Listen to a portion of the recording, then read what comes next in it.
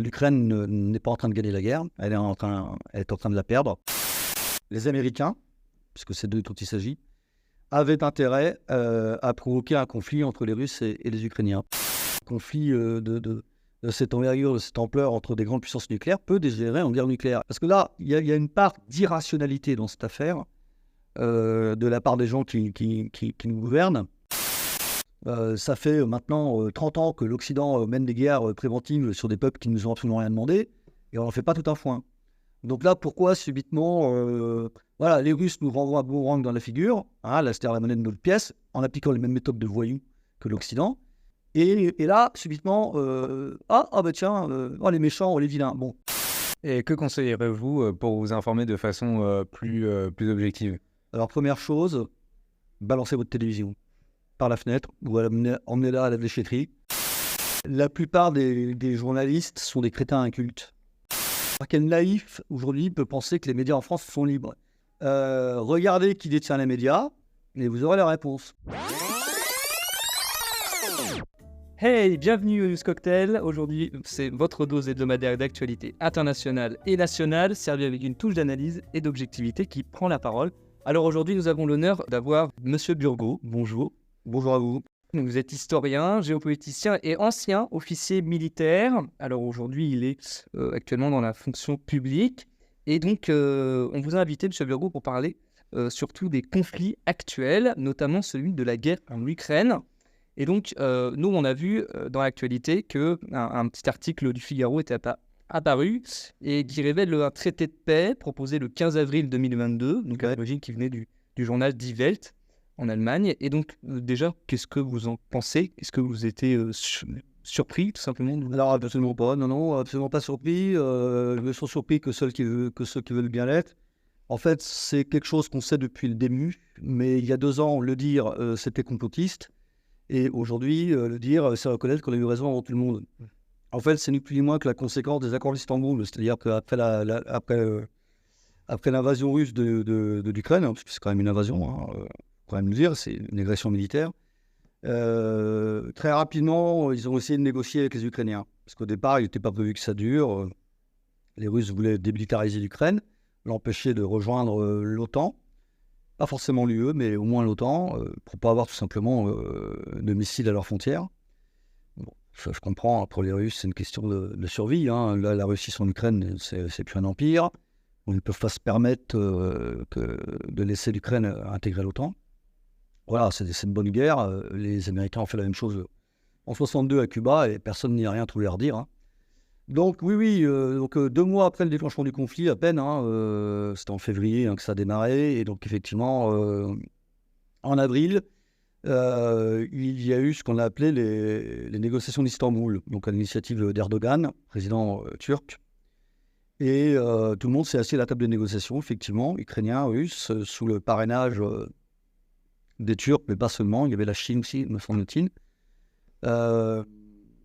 Et effectivement, ils étaient pratiquement arrivés à un accord, oui, tout à fait, pour mettre fin au conflit le plus rapidement possible. Alors, de ce que j'en sais, les Russes ne s'opposaient pas à l'entrée de l'Ukraine dans l'Union européenne, ce qui est déjà assez considérable comme concession. Ils auraient éventuellement évacué les territoires occupés dans le Donbass, mais ça, je ne suis pas certain. En tout cas, ils auraient trouvé un modus vivendi avec les Ukrainiens pour accorder plus d'autonomie aux populations russophones ukrainiennes. Ils auraient gardé la Crimée, ça de toute façon c'était non négociable, mais c'est logique. Et l'Ukraine, en échange, se serait engagée à ne jamais intégrer l'OTAN. Elle aurait donné des garanties militaires à ce sujet et elle aurait été démilitarisée, en quelque sorte un statut de neutralité. Voilà, ça c'était le deal qui a été proposé par les 2 parties, enfin par les Russes surtout, lors de ces accords.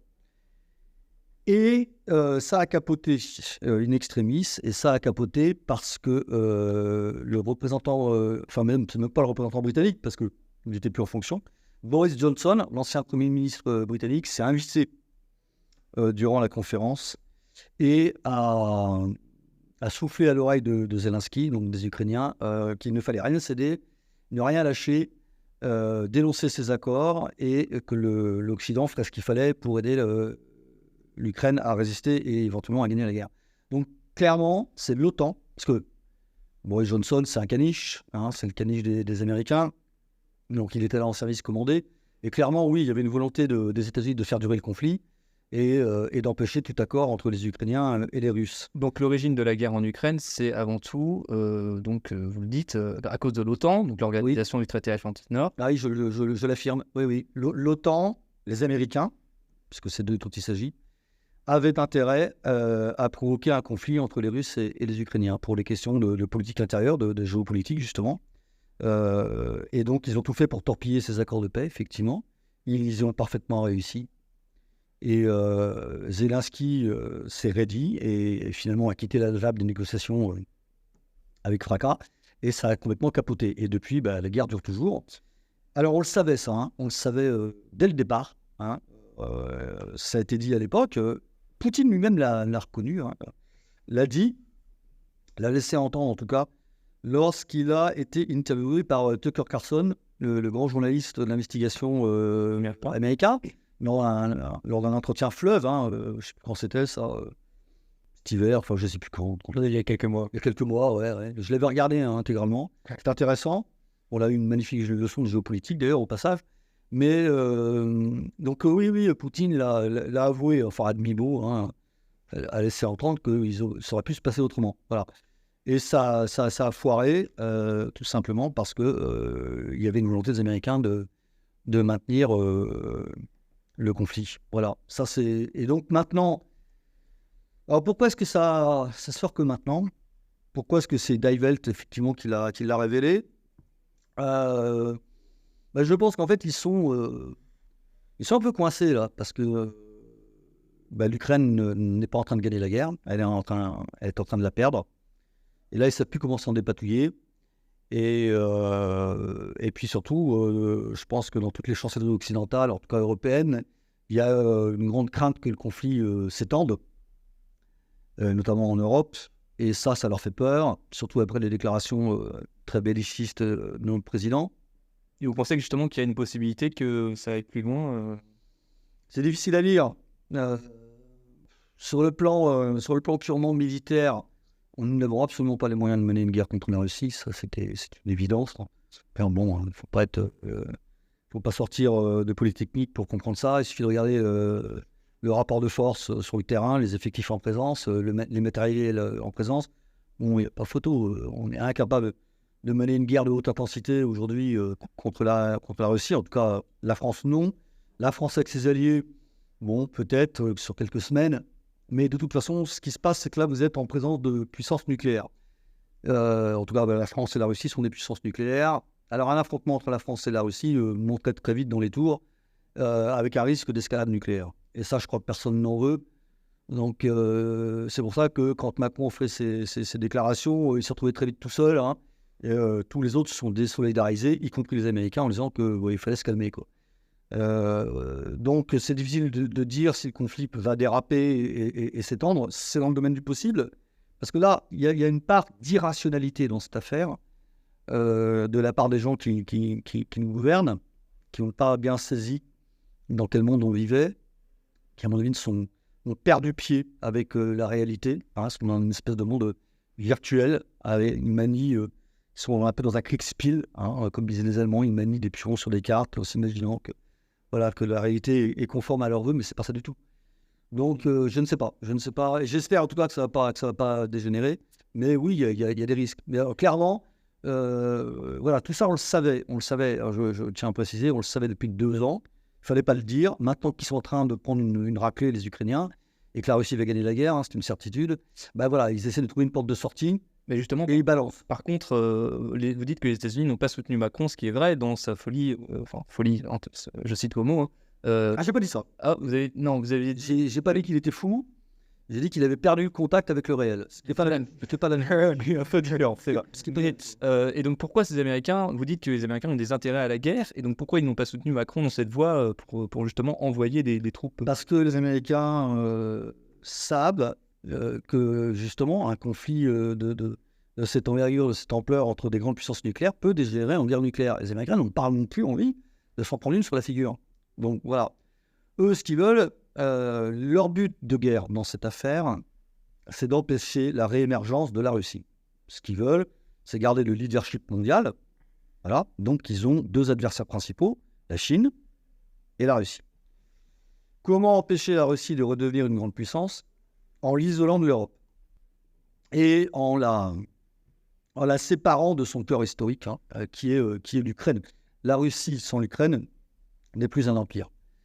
Donc, ce que veulent les Américains, c'est empêcher la réémergence de la Russie d'une part, et d'autre part, la désolidariser de l'Europe. Il ne faut pas oublier que la Russie est une puissance européenne, quand même. Les Russes sont des Européens. Ce que ne veulent pas les Américains, c'est d'une Europe puissance. C'est d'une Europe forte, des nations, et qui coopérerait. C'est-à-dire, moi, ce que j'appellerais l'axe Paris, Berlin, Moscou. Ça, c'est le cauchemar des Américains. Ils ne veulent pas d'une Europe puissance qui puisse leur faire de l'ombre et de la concurrence économique. Donc, il faut détruire dans l'œuf toute velléité des Européens de se rapprocher et de coopérer. Et donc, séparer l'Europe de la Russie. Voilà, ça, c'est le berla de la géopolitique américaine, mais c'est très ancien. Quand vous lisez tous les grands stratèges américains, les géopolitologues américains, que ce soit Brzezinski, que ce soit, son nom m'échappe, là, il vient de mourir il n'y a pas longtemps, ça va me revenir. Bon, bref. Blinken? Non, Blinken, lui, il est toujours en fonction. C'est le secrétaire d'État de Joe Biden. Un ancien ministre des Affaires étrangères qui est resté très très longtemps. Henry Kissinger, ça y est, ça me revient. Voilà, donc tous ces gars-là ont déjà théorisé là-dessus et ont déjà écrit là-dessus. Donc, si vous voulez, c'est pas nouveau, c'est des choses qu'on sait depuis très longtemps. Ils ont pu avoir gagné la partie après l'effondrement du communisme et la fin du pacte de Varsovie, l'écroulement de l'URSS, la chute du mur de Berlin, etc. On est rentré dans un monde unipolaire. Ils ont pu assez facilement, un peu trop facilement, que c'était la fin de l'histoire. Bon, ça, c'est pour moi qui me le dis, c'est encore un de leurs politologues en champ, c'est Francis Fukuyama. Voilà. Et ce qu'ils n'avaient pas prévu, ou sans doute sous-estimé, c'était la capacité de rebond de la Russie et la renaissance de la Russie. Quand ils ont vu que la Russie renaissait de ses cendres et redevenait une grande puissance, ils se sont dit, là, il faut agir. Et ils ont agi. Ils ont élargi l'OTAN à l'Est, première étape. Et alors à l'époque, les Russes n'avaient pas les moyens de s'y opposer, ils étaient en pleine crise post-soviétique. Et ensuite, malgré ça, la Russie a continué sur sa lancée. Et ils se sont dit, il faut désormais frapper fort et mettre une épine dans le pied de la Russie. L'épine dans le pied de la Russie, c'est provoquer un conflit en Ukraine, mais non pas nous y investir directement. C'est ce qu'on appelle les combats par proxy, c'est-à-dire on fait se battre des pions, les autres, pour ses intérêts. Et en l'occurrence, les autres, c'est nous, c'est les Européens. Parce que pour les Américains, séparer l'Europe de la Russie, c'est vital, non seulement économiquement, mais aussi politiquement, parce que ça permet de maintenir l'Europe dans la vassalité vis-à-vis de l'Amérique. L'Europe doit rester un vassal. Les Américains ne sont pas du tout contre la construction de l'Union européenne, bien au contraire, puisque c'est eux qui en sont à l'origine d'ailleurs, qui l'ont favorisé. Avec Jean Monnet. Avec Jean Monnet, absolument. Agent américain, français, mais agent américain, qui travaille d'ailleurs pour la CIA.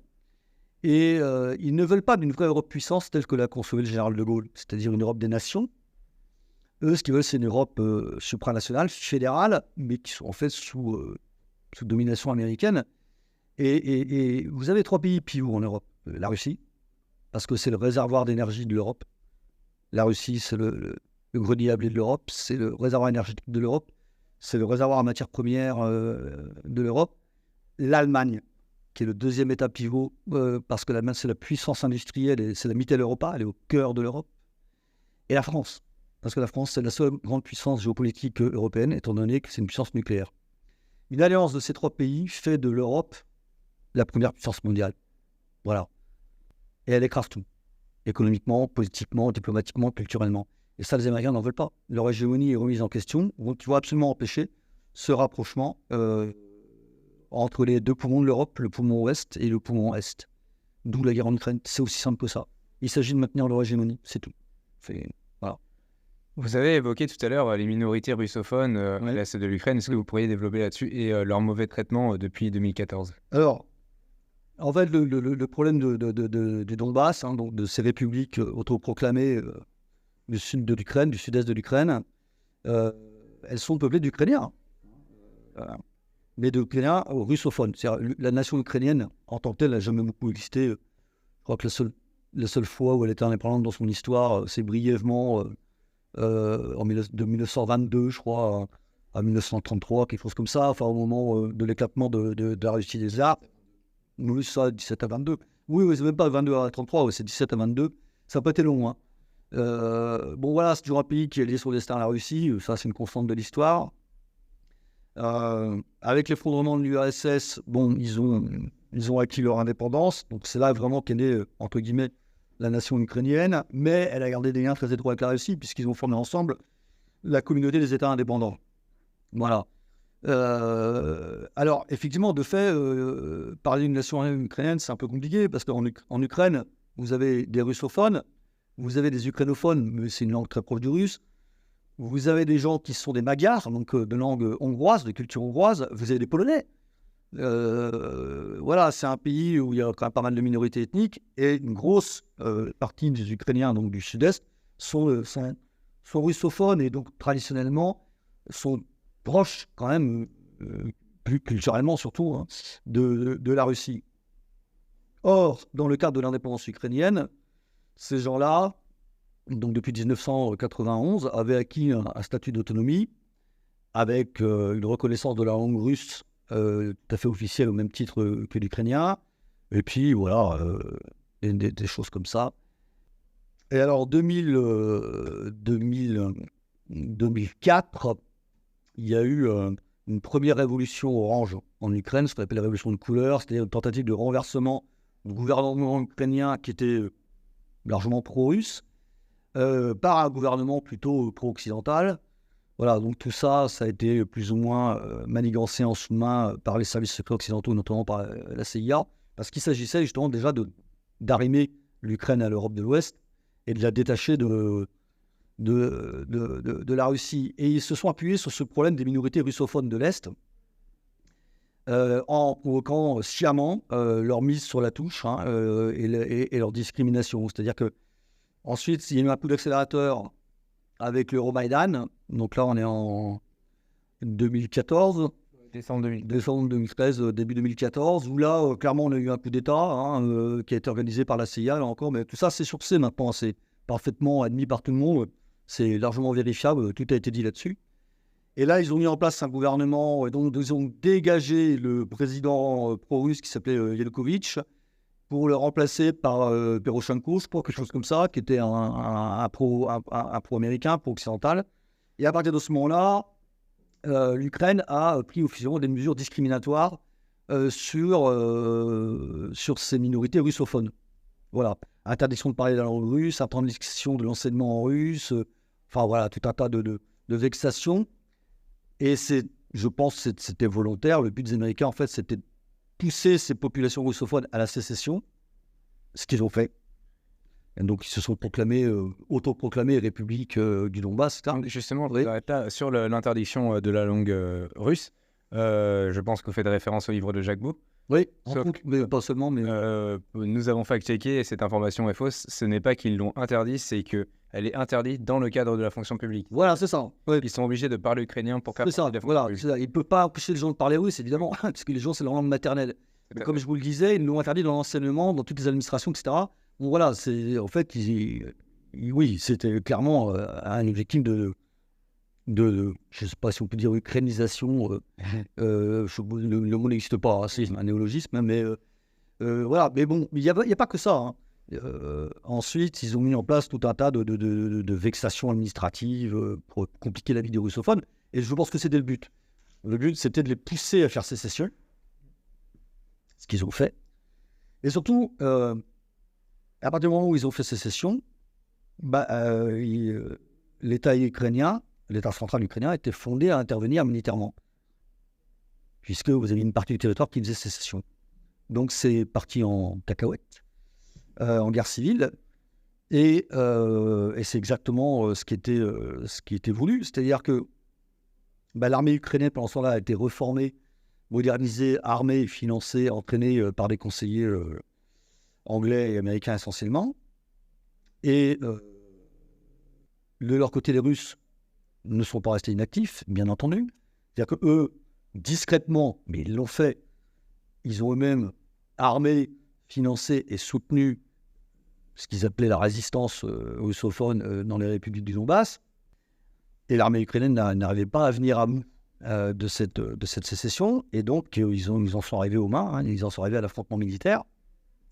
Et pendant 10 ans, quasiment, l'armée ukrainienne a régulièrement bombardé les provinces russophones. Donc, c'était la guerre. Mais c'était une guerre qui est passée sous les écrans radars. Personne n'en parlait chez nous, dans vos médias. Ça n'intéressait personne. Il y a eu des milliers de morts, des dizaines de milliers de morts même, je pense. Ça n'intéressait personne. Et puis, en 2022, donc en février 2022, ce qui s'est passé, c'est que, apparemment, là, ça demanderait à être vérifié, mais les Ukrainiens s'apprêtaient à mettre le paquet et à lancer une très grande offensive pour récupérer leurs provinces perdues. Et c'est là que la Russie est intervenue. C'est-à-dire, en fait, c'est une opération rescue, comme diraient les Américains, opération de sauvetage militaro-humanitaire, on va dire. C'est-à-dire venir au secours des populations du Donbass qui ont appelé les Russes à l'aide. Mais c'est exactement ce que les Russes attendaient pour pouvoir intervenir. Vous avez déjà récupéré la Crimée précédemment, qui, là, pour le coup, c'était absolument légitime. Et là, pour le Donbass, c'est plus, ça pose déjà plus de problèmes. En tout cas, ils ont saisi le prétexte de l'oppression des russophones pour intervenir. Et donc, ça a été le déclenchement de l'opération spéciale. Mais personnellement, ça n'engage que moi, je me demande s'ils ne sont pas tombés dans un piège. Si ce n'est pas exactement ce que voulaient les Américains. Ah oui, donc pour vous, l'opération spéciale, ça reste quand même une erreur de la part des Russes. Je pense. Oui. Je pense. Ouais. Et, avait-il le choix? Je ne sais pas.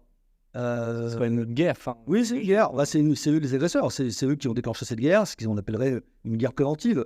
Mais après tout, ça fait maintenant 30 ans que l'Occident mène des guerres préventives sur des peuples qui ne nous ont absolument rien demandé, et on n'en fait pas tout un foin. Donc là, pourquoi subitement, les Russes nous renvoient un boomerang dans la figure, là c'était la monnaie de notre pièce, en appliquant les mêmes méthodes de voyous que l'Occident. Et là, subitement, les méchants, les vilains. Bon, je rappelle que parallèlement, on a un pays qui s'appelle l'Azerbaïdjan, qui envahit illégalement et qui massacre un petit peuple, donc l'Arménie, au Haut-Karabakh, et ça ne dérange personne. Et là, on n'en parle pas, avec une opération ethnique à la clé. Et voilà. Et, donc il y a des bonnes guerres, il y a des mauvaises guerres. C'est curieux. Eh bien justement, comment expliquez-vous ce deux poids deux mesures dans la guerre en Ukraine par rapport au Karabakh et aussi pourquoi est-ce que les médias français ont passé sous silence ce qui se passait dans le Donbass? Alors, premièrement, pour répondre sur le Haut-Karabakh, l'Azerbaïdjan, c'est un gros producteur de pétrole et de gaz. Voilà, je pense que je vous ai donné la réponse. Mais nos médias ne sont-ils pas libres par rapport aux intérêts financiers? Évidemment pas. Évidemment pas. Il va falloir quel naïf aujourd'hui peut penser que les médias en France sont libres. Regardez qui détient les médias et vous aurez la réponse. Ils sont 10, même pas 9. Ils sont 9 oligarques en France, 9 milliardaires à se partager la totalité des médias dominants, ce qu'on appelle les médias mainstream. Voilà. Voilà. La messe est dite.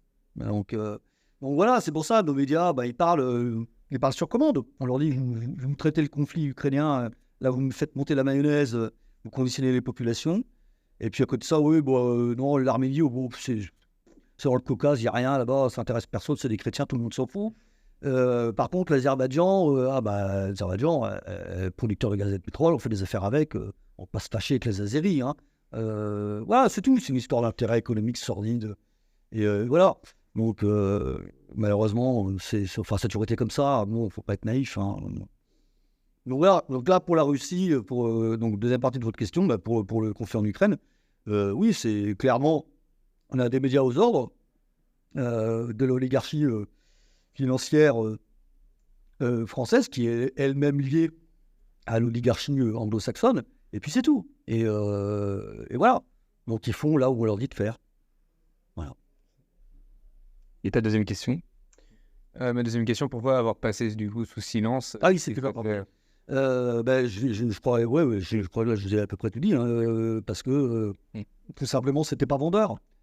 Parce que on est le camp du bien. Hein, oui, l'Occident, c'est le camp du bien. Voilà. La Russie, c'est le camp du mal. Voilà. Et donc, il ne peut pas y avoir de bonne guerre menée par les Russes, hein, ou de mauvaise guerre menée par les Ukrainiens. Ça intéressait personne, effectivement. Alors, non pas qu'on n'ait pas su ce qui se passait, hein, parce que vous avez quand même des reporters, Dieu merci, il en reste. Hein, il reste quand même des journalistes honnêtes, mais en général, c'est des indépendants, ils ne travaillent pas pour les grandes chaînes, qui ont fait le boulot sur le terrain et qui ont rendu compte de ce qui se passait là depuis des années. Seulement, ils n'avaient pas de relais médiatique et personne ne le savait. Même les Américains.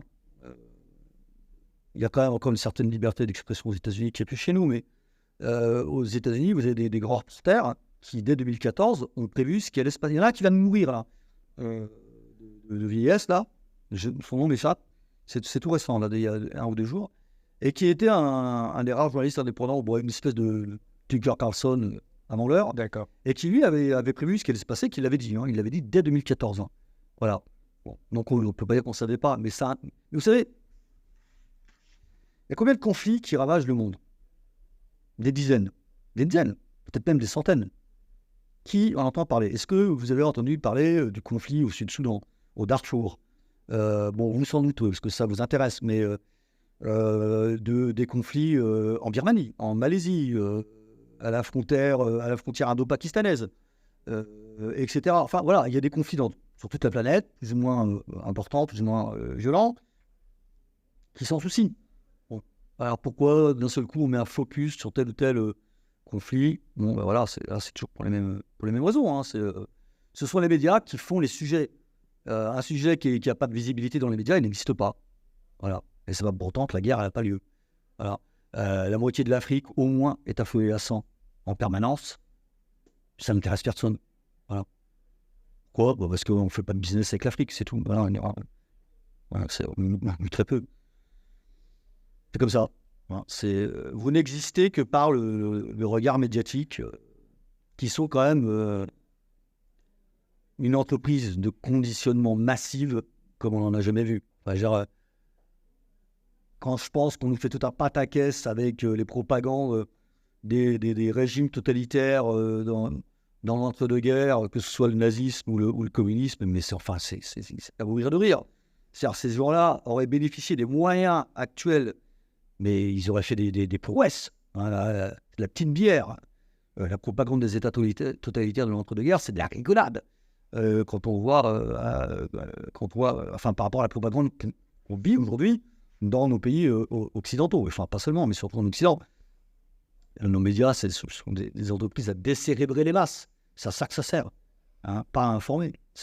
Jamais on a vécu une telle entreprise de domination idéologique, ça on s'en fait convaincu. Et que conseillerez-vous pour vous informer de façon plus objective? Alors première chose, balancez votre télévision par la fenêtre ou emmenez-la à la déchetterie. Moi, c'est ce que j'ai fait il y a 15 ans. Voilà. Et je me suis tout de suite senti mieux. Et ensuite, lire. Beaucoup. Lire des ouvrages sérieux, de gens sérieux sur des sujets sérieux. Rien ne remplace la lecture. Rien. Et ensuite, aller chercher l'information vous-même. Alors aujourd'hui, on a une très grande chance.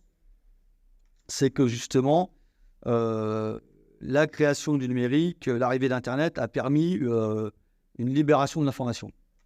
C'est-à-dire une pluralité d'informations qui n'existait pas avant. C'est-à-dire que les médias dominants ont perdu leur monopole. Et ça les embête. Donc ça, c'est l'aspect positif d'Internet. Parce qu'il n'y a pas que des aspects positifs dans Internet. Mais ça, un aspect positif d'Internet, c'est qu'il a libéré la parole. On pourrait en dire également autant des réseaux sociaux, même si là, je suis un peu plus mesuré. Un peu plus circonspect sur les réseaux sociaux. Mais voilà, ça a libéré la parole. Alors ensuite, évidemment, on a tout sur Internet, hein, le pire et le meilleur. Hein. Donc après, à chacun de se faire sa propre opinion et puis de comparer ce qui est comparable. Voilà, bon, si vous avez des sites qui commencent à vous parler des reptiliens ou des choses comme ça, bon, vous pouvez fermer tout de suite. Hein. Bon, voilà. Mais sur ces choses-là, vous voyez... sur le conflit en Ukraine, dans le Donbass, ailleurs. Bon, ben voilà, on a des gens sérieux qui nous informent depuis déjà des années en nous disant ce qui se passe. et puis on les traite de complotistes. Et puis maintenant, même les grands journaux mainstream comme Die Welt, Le Figaro, enfin, ça c'est la voix de son maître, hein. Ils finissent par avouer eux-mêmes la vérité. Donc, le tort, en fait, des sites dits conspirationnistes ou alternatifs, c'est d'avoir eu raison avant tout le monde. Voilà. Donc, voilà ce que je conseillerais à des jeunes, de votre âge ou à des moins jeunes. La première chose à faire, c'est de balancer cette télévision, couper le son, terminé. Ça, c'est... J'ai jamais vu une telle entreprise à décérébrer les masses. C'est effroyable. Voilà. Parce que ça oublie des mécanismes psychiques. Parce que les gens disent, oui, mais bon, si on n'est pas d'accord, on peut zapper, changer de chaîne ou éteindre le poste. Non, non, non, c'est pas comme ça que ça se passe. En réalité, quand vous êtes devant un écran de télé, vous êtes captif. Vous êtes captif. Vous êtes Comme n'importe quel écran. Mais justement pas. Parce que sur Internet, c'est vous qui faites votre recherche. Vous êtes actif. Dans un écran de télé, vous êtes dans votre canapé et votre bière en main, enfin votre jus d'orange en main. Et puis vous êtes là, et puis vous êtes un réceptacle.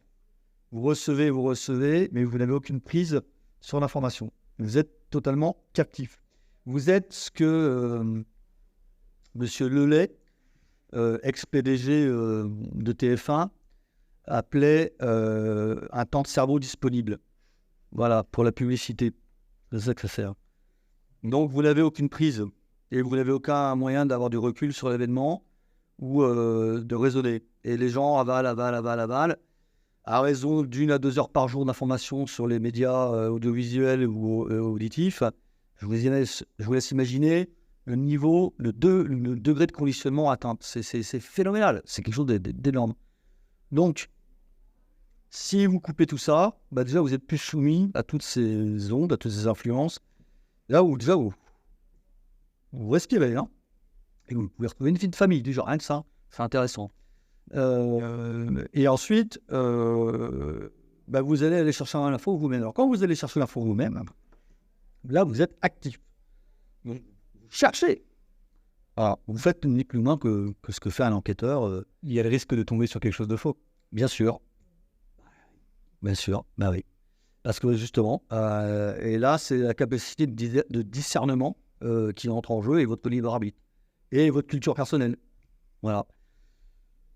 Personnellement, moi, je privilégie la lecture. Voilà. Mais ça n'empêche pas, effectivement, que depuis l'arrivée d'Internet, je suis devenu un consultant régulier de différents sites de géopolitique indépendants, avec des gens de qualité avec lesquels je ne suis pas forcément d'accord. Mais au moins, on a un autre regard sur les événements. Bon, après, j'ajouterai une dernière chose. Je ne vais pas être gentil, tant pis. Il ne faudrait pas le dire, mais je vais quand même le dire. C'est justement parce qu'il ne faut pas le dire que je vais le dire. La plupart des journalistes sont des crétins incultes, hein, qui sortent d'écoles de journalistes où ils ont été totalement formatés, hein, conditionnés. Voilà. Donc, ils ne vérifient pas leurs sources. Ça, on le voit. Hein, ils racontent n'importe quoi.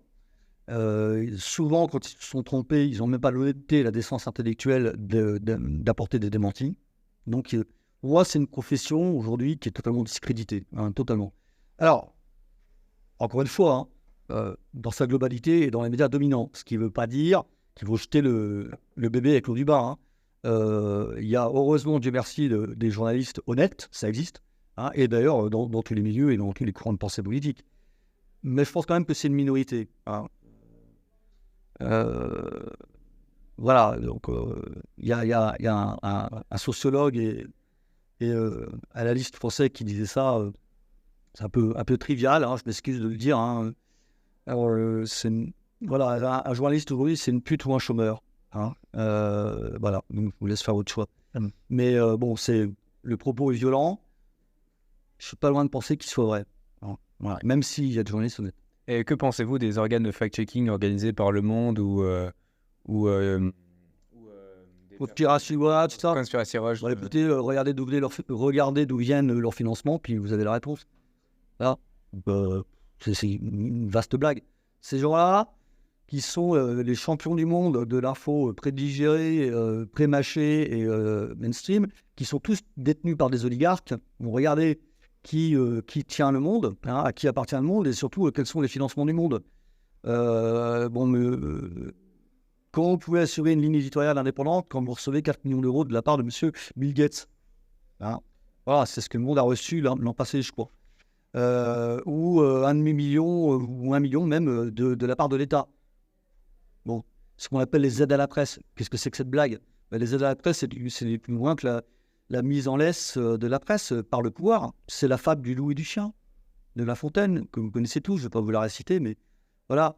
Donc, voir que ce sont ces gens-là qui mettent en œuvre ce qu'ils appellent le fact-checking, ça me fait doucement marrer. C'est pas crédible. C'est pas crédible. Et d'ailleurs, ils sont régulièrement contredits par les faits. Donc, ce sont ces gens-là qui, encore il n'y a pas longtemps, traitaient de complotistes ou de pro-Poutine, de russophiles, tous ceux qui disaient que c'était les Américains qui étaient derrière la guerre en Ukraine, qui l'avaient déclenchée et qui la maintenaient. Voilà. C'est les mêmes qui, encore il y a quelques semaines, nous disaient que, effectivement, que les accords d'Istanbul, tout ça, c'était une blague, etc. Et puis, en fait, maintenant, la vérité éclate. Je me souviens très bien de François Hollande, ancien président de la République, et de Madame Angela Merkel, ancienne chancelier d'Allemagne, qui ont déclaré tous les deux à quelques semaines d'intervalle, quelques jours même d'intervalle, au sujet des accords de Minsk, lorsque Poutine avait dit que les accords de Minsk avaient été torpillés par les Américains et les Occidentaux, tout le monde a hurlé au complot, voilà, à la fausse nouvelle, etc. Et ça a été confirmé par Merkel elle-même et Hollande lui-même, qui ont dit, ben oui, bien sûr, Minsk, on les a signés pour donner du temps à l'Ukraine de se préparer, pour gagner du temps. On n'a jamais eu l'intention de les appliquer. Ah, c'est quand même un aveu énorme, un aveu de taille. Bon, je ne vais pas vous dire que ça a été beaucoup répercuté dans les médias.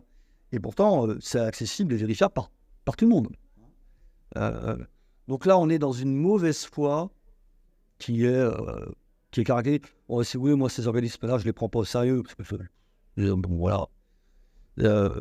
Alors, ça ne fait pas de moi un russolâtre ou un poutinolâtre. Moi, je me fiche pas mal de ce qui... Enfin, je me fiche pas mal. Non, on ne peut pas dire qu'on se fiche pas mal de ce qui se passe en Ukraine, parce que malheureusement, il y a quand même des morts et des centaines de milliers de morts. Oui, justement. Et est-ce que, par rapport à ça, vous êtes plutôt... comment vous vous positionnez sur l'aide qu'on peut apporter à l'Ukraine? Parce qu'on sait que voilà, il y a des grands partis politiques français qui ont voté il n'y a pas longtemps, en plus une aide de 50 milliards. Et donc, malgré que ce pays, vous avez dit qu'il c'était habité quand même par des ingérences américaines, est-ce qu'on doit aider l'Ukraine? Non, parce qu'en plus, on n'en a pas les moyens. C'est bien beau de faire le généreux avec l'argent des autres, mais il faut quand même que je vous rappelle la situation de l'Union européenne et particulièrement de la France.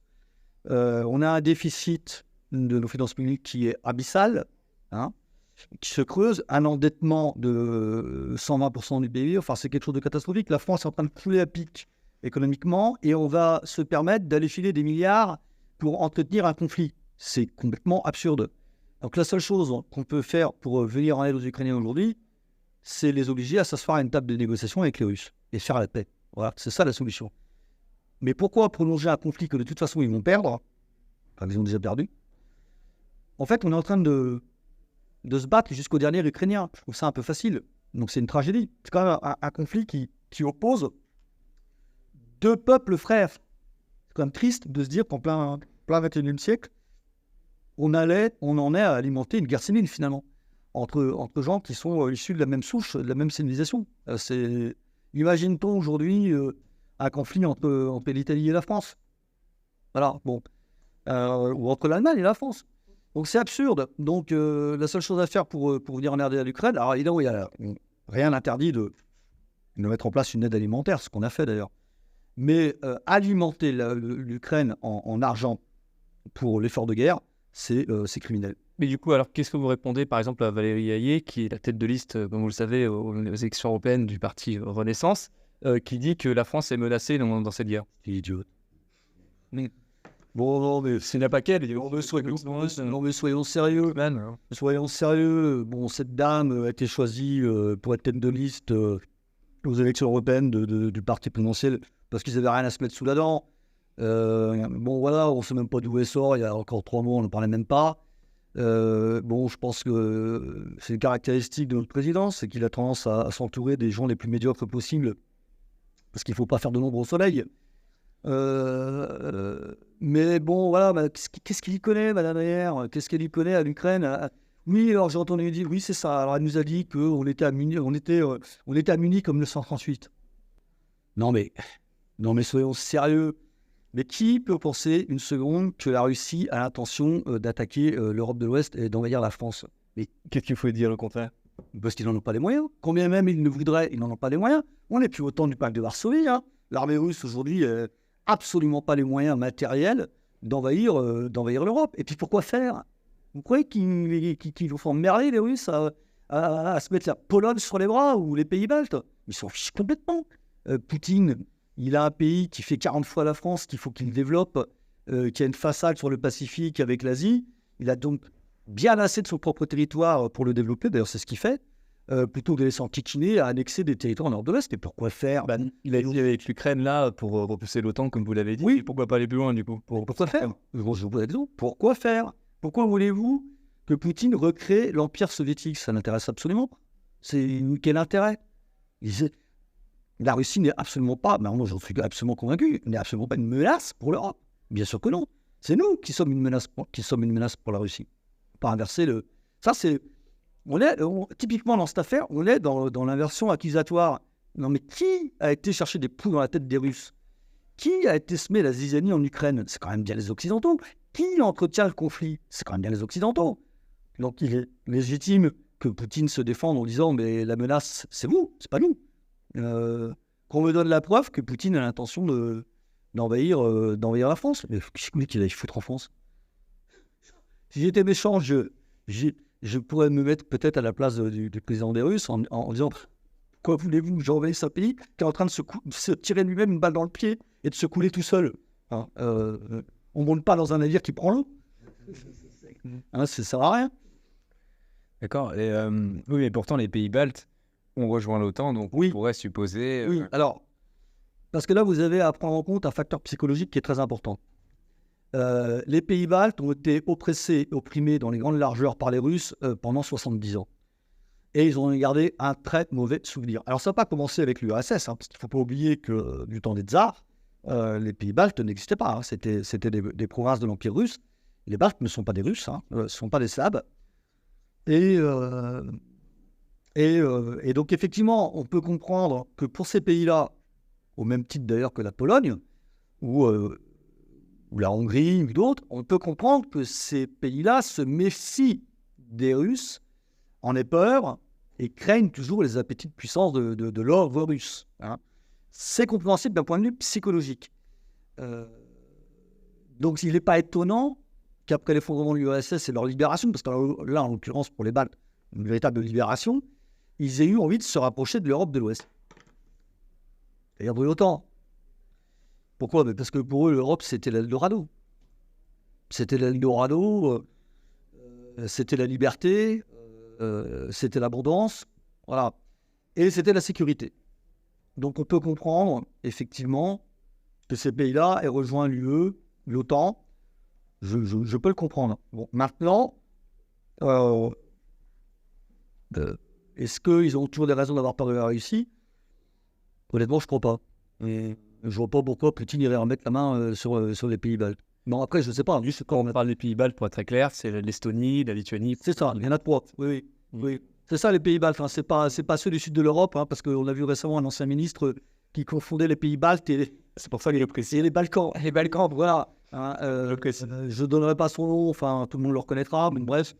Oui, c'est vous dire, voilà, je vais vous dire aussi le niveau de culture géopolitique de certains de nos anciens ministres. Hein. Bon, bref, voilà, là aussi, il y aurait beaucoup de choses à dire. Mais... D'accord. Et en fait, si j'ai posé cette question, c'est parce que pendant l'interview avec Tucker Carlson, justement, Poutine a laissé une ambiguïté sur l'appartenance possible des États baltes à un plus grand empire russe. Ouais, alors moi, je vous laisse juste de vos propos. Je n'ai pas relevé ça. En tout cas, je ne m'en souviens pas. C'est possible, hein. Disons qu'à partir du moment où ce sont des États qui ont une frontière commune avec la Russie, forcément, ils sont dans l'orbite russe, dans l'influence russe. Alors, ils ont une position stratégique, c'est vrai. Comme leur nom l'indique, hein, ils sont ouverts sur la mer Baltique, sur le golfe... Enfin, ouais, oui, donc bon, bien sûr. Alors, on pourrait évidemment supposer que Poutine ou un autre, peu importe, toutes les Russes, puisque à la limite, c'est dans leur sphère d'influence traditionnelle, aient envie de remettre la main sur les pays baltes. Bon, alors là, clairement, je pense qu'il y aura un casus belli avec l'OTAN. Ça, c'est une évidence. Bon, les Russes sont Kaliningrad, donc si vous voulez, là, ils ont une enclave russe en plein cœur de l'Europe. Ça aussi, c'est une épine dans le pied de l'OTAN, d'ailleurs.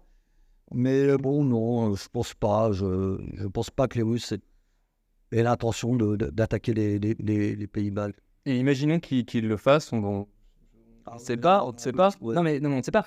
C'est pour rebondir sur le fait que, voilà, on a vu aussi d'autres candidats parler de défense européenne commune, Ouais. notamment comme Emmanuel Macron à la Sorbonne Ouais. le mois dernier. Et donc, est-ce que pour vous, c'est quelque chose qui est envisageable? Non, ça n'a pas de sens. Ça n'a pas de sens parce que ça veut dire que l'Europe est un pays avec des intérêts convergents des 27 pays de l'Union européenne. Bah, c'est pas vrai. Il n'y a pas d'État européen, ça n'existera jamais. Alors on parle de souveraineté européenne, mais c'est un oxymore. On ne peut pas être à la fois favorable à l'Union européenne et prétendre à la souveraineté. C'est complètement absurde. Vous êtes souverain complètement ou pas du tout, mais pas à moitié. Alors ça voudrait dire quoi, une défense européenne? Ça voudrait dire partager notre force nucléaire et notre puissance nucléaire avec qui? Avec le reste de l'Europe. C'est ce qu'il a proposé, mais c'est extrêmement dangereux, ça. Le nucléaire, justement, c'est l'attribut essentiel de la souveraineté. Vous ne le partagez pas. On parlait d'une défense commune européenne. Écoutez, moi, ça fait 40 ans que j'entends parler de ça et ça n'existe toujours pas. Voilà. Il y a même pas... Enfin, si, il y a un embryon d'armée européenne. Quand j'avais votre âge, il y avait ce qu'on appelait le corps franco-allemand, qui était une brigade mixte franco-allemande, qui était l'embryon de l'armée européenne. Puis ça s'est arrêté là. Voilà. Il n'y a pas d'armée européenne, il n'y en aura jamais. Parce que tout simplement, il n'y a pas de peuple européen. Donc, il y a des intérêts divergents entre les peuples d'Europe. Les intérêts des Allemands ne sont pas les nôtres, et vice-versa. Bon, je n'y crois pas. C'est un enfumage. C'est un enfumage. Et puis, il faut un lien. Qui sera le fédérateur de cette armée européenne quand on voit à quoi sont réduites aujourd'hui les armées européennes, le fédérateur, c'est les États-Unis d'Amérique. Voilà. Donc, c'est le bouclier américain. Donc c'est pas l'Europe. Donc, non, je pense que tout ça, c'est du vent. Le rêve impérial de l'Europe est un rêve, voilà, mais qui ne peut pas prouver une réalité concrète. Et qu'est-ce que vous répondez aux personnes qui vous disent que finalement l'Europe, l'Union européenne, c'est un bouclier contre les États-Unis et la Russie? C'est faux. Alors non seulement c'est pas un bouclier, c'est pas un bouclier contre les États-Unis, ben déjà, ça voudrait dire que les États-Unis. Alors si les gens disent vraiment que l'Europe est un bouclier contre les États-Unis, ça veut dire qu'ils considèrent que les Américains ne sont pas nos amis. Bah, ils ont peur de l'élection de Trump, en fait. Généralement, ceux qui... Oui, tout à fait. Voilà, il met ses propos. Oui. Ouais. Non, c'est pas les Européens qui ont peur de l'élection de Trump. Ce sont les élites oligarchiques européennes qui ont peur de l'élection de Trump. C'est pas la même chose. Donc, l'Europe puissance, c'est une Europe qui a été voulue par les États-Unis et qui est contrôlée par les États-Unis. Point barre. Donc, il n'y a pas de... Pour qu'il y ait vraiment une Europe indépendante des États-Unis, il faudrait qu'il y ait une volonté européenne d'indépendance des États-Unis. Il n'y en a pas, on est des vassaux des États-Unis. Je crois l'avoir assez démontré tout à l'heure à propos de la guerre en Ukraine et de bien d'autres choses. Donc maintenant, est-ce que l'Europe unie est un bouclier contre la Russie? Bah, là, c'est pareil. Oui, si on considère la Russie comme un adversaire et non pas comme un partenaire. Moi, je peux vous dire que les Russes, après l'effondrement du communisme, ils n'ont eu de cesse que d'essayer de se rapprocher de l'Europe. Ils ont même demandé à intégrer l'OTAN. Pas moi qui le dis, ça. Ce sont les Russes eux-mêmes qui l'ont avoué. On a des anciens ministres qui l'ont dit aussi, hein, Hubert Védrine, les grands ministres des Affaires étrangères, des gens comme ça. Ils ont fait tout ce qu'il fallait pour se rapprocher de l'Europe et pour être des partenaires de l'Europe parce que spontanément, naturellement, les Russes sont tournés vers l'Europe. Ce sont des Européens. Bon, on leur a constamment fermé la porte au nez. Hein, et on les a humiliés. Voilà. Pourquoi? Uniquement pour satisfaire les intérêts des États-Unis d'Amérique. Bon, ben, il y a un moment, effectivement, quand on nous fait systématiquement la porte dans la figure, quand vous en avez marre de la prendre dans le pif, ben, il y a un moment, vous défendez, vous raidissez. Et donc, la Russie s'est éloignée de l'Europe. C'est-à-dire qu'elle aurait dû être un partenaire économique, enfin, elle est toujours, hein. pas se raconter de blagues. Hein. On fait toujours du commerce avec les Russes, hein, on ne le dit pas, mais on en fait toujours. Et en fait, on a acheté les Russes dans les bras des Chinois, et ça c'est très grave. Ça, je pense que c'est une catastrophe. Moi, j'ai une question un petit peu plus précise. Vous parliez tout à l'heure de la mer Baltique. Qu'est-ce que vous pensez de ce qui s'est passé avec Nord Stream, de l'explosion de Nord Stream, du sabotage possible de Nord Stream? Ah, c'est pas un sabotage possible. Maintenant, c'est avéré. Alors, je ne veux pas le prouver, évidemment. Et d'ailleurs, de toute façon, personne ne le prouvera jamais. Parce que ce genre de manipulation, c'est toujours le fait de services secrets ou de forces spéciales. Parce que vous ne plongez pas à des centaines de mètres de profondeur pour mettre un pipeline hors jeu sans avoir la maîtrise technologique et les moyens. Il faut des moyens. Vous avez très peu de pays au monde qui sont capables de faire des attentats de cette ampleur, parce que c'est un attentat, des sabotages, on va dire, de cette ampleur. Il n'y a que quelques pays qui disposent de la capacité militaire à faire ce genre d'action, et il n'y en a pas 50. Hein. Il y a les Russes, bon, on ne voit pas pourquoi les Russes se tireraient une balle dans le pied en sabotant la poule aux œufs d'or, hein, qui leur rapporte pas mal d'argent. Donc, il restait les Ukrainiens. Ils n'ont pas de marine nationale, hein, donc c'est pas eux. Donc, Die Welt a menti en disant que c'était un chalutier d'Ukrainien. Oui, évidemment. C'est complètement grotesque. Alors là, mais je ne sais même pas comment les gens peuvent. Non, soyons sérieux. Là, ça me laisse sans voix finalement, parce que bon. Et pourquoi pas un calmar géant qui se serait pris. Non, c'est. Non, alors qu'est-ce qui nous reste? Il reste ceux qui ont la capacité de le faire, c'est-à-dire les Français, les Anglais, ouais, les Américains, ou un pays tiers de l'OTAN, mais avec du matériel ou une aide anglo-saxonne. Pas moi, ça pourrait être la Suède, la Norvège. Encore que je ne vois pas bien les pays scandinaves intervenir dans l'affaire. Donc pour moi, la solution la plus raisonnable, l'hypothèse en tout cas la plus raisonnable, c'est les Anglais ou les Américains. Et là, ça s'explique parce que vous faites coup double. Vous rendez irréversible la fâcherie entre les Russes et les Européens, et en plus vous privez l'Allemagne de sa principale source d'approvisionnement énergétique pour faire tourner son industrie. Parce qu'il ne faut pas oublier non plus que dans cette affaire, il ne s'agit pas seulement d'empêcher la Russie de renaître, il s'agit de couler l'Europe économiquement. L'Union européenne indépendante, alors pour le coup, une vraie Union européenne indépendante des blocs, des grands blocs géopolitiques américains ou russes, ce serait une Europe puissance, mais ça, c'est ce que ne veulent pas les Américains. C'est une Europe indépendante. Donc là, en sabotant Nord Stream 2, vous envoyez un signal très fort aux Allemands en disant, ben voilà, vous ne ferez plus d'affaires avec les Russes, et vous allez souffrir, et maintenant vous allez nous acheter notre gaz à nous, le GNL.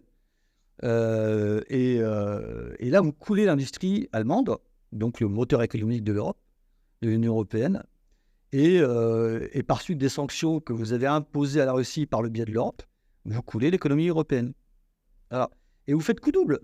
Vous vous débarrassez d'un concurrent dangereux, c'est-à-dire les pays d'Europe, en les mettant sous dépendance américaine pour leurs approvisionnements énergétiques, vous les humiliez politiquement, vous les affaiblissez, voilà, vous détruisez l'économie européenne et en même temps vous empêchez toute réconciliation avec la Russie. C'est génial. Si j'étais américain, bravo, c'est un coup de maître. Ils ont gagné la guerre de ce point de vue-là, ils ont atteint leurs objectifs. Et je crois que leur objectif, c'est juste ça. Voilà. Et de ce point de vue-là, ils ont parfaitement réussi. Et c'est pour ça qu'eux, ils ont intérêt à ce que la guerre dure. Parce que plus elle durera, plus l'Europe va s'épuiser, plus la Russie va s'épuiser. Et pour eux, c'est tout bon, ça. C'est ce qu'ils ont toujours fait, partout. Diviser pour régner. Divider et impera.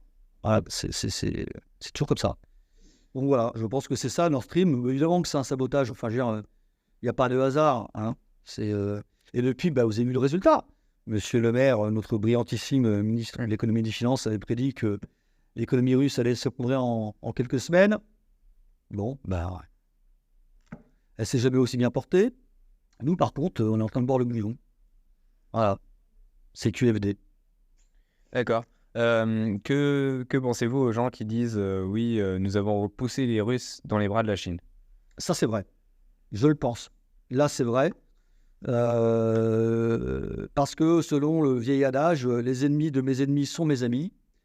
Et comme les Américains ont réussi à nous couper des Russes, et que surtout, on a interdit aux Russes toute exportation d'hydrocarbures chez nous, eux, il faut bien qu'ils exportent, qu'ils les exportent, et donc ils se sont tournés vers le client le plus favorable pour eux, qui est la Chine, qui a de gros besoins énergétiques, parce qu'elle en a peu de ressources, et qui est en plein développement, et qui a une frontière commune avec la Russie, il ne faut pas l'oublier.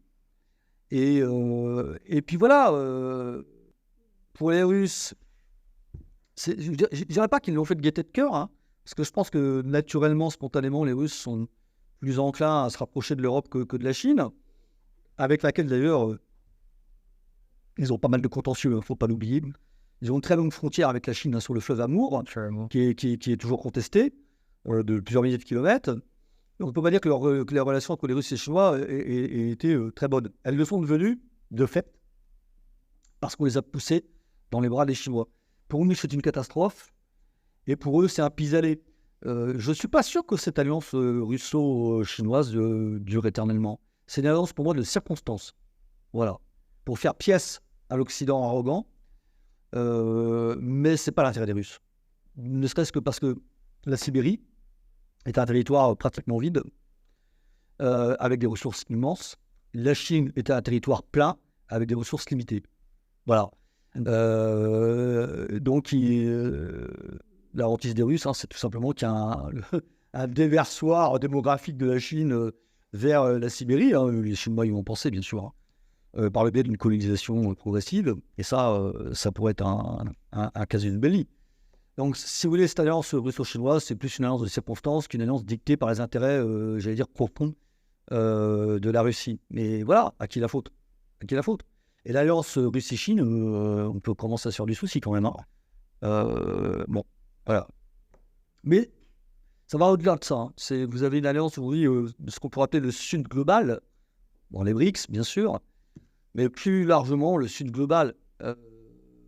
On voit bien aujourd'hui que les Russes ont tissé patiemment leur toile, hein, avec de nombreux pays dits du tiers-monde, mais qui ne sont plus des pays du tiers-monde, en fait, ce sont des pays émergents. L'Iran, l'Arabie Saoudite, le Brésil, l'Argentine, l'Amérique latine en général, les pays du Golfe. Vous avez un basculement qui s'opère aujourd'hui de l'ouest vers l'est, hein, un déplacement de puissance. Et c'est pas... voilà, il n'est pas dit que l'Occident... moi, je dis toujours que la parenthèse de la domination occidentale qui a duré 3 siècles se referme. Et on passe à autre chose. Très bien. Eh bien, écoutez, je crois qu'on a fait quand même pas mal de sujets.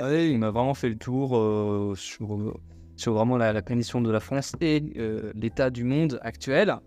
Donc, merci beaucoup. Mais je vous en prie, en espérant que vos éditeurs en feront leur plus grand profit, que ça les incitera à se documenter eux-mêmes, à aller au-delà des apparences. Il faut passer comme Alice de l'autre côté du miroir pour avoir la réalité des faits. Voilà, très bien. Eh bien, écoutez, on fera peut-être l'honneur de revenir sur le News Cocktail. Surtout, merci à Edan, qui fait partie de l'équipe de News Cocktail, qui était là pour poser des petites questions. Et donc, restez à l'écoute pour plus de mises à jour sur notre monde qui est en constante évolution. Et pour cela, vous pouvez compter sur le News Cocktail.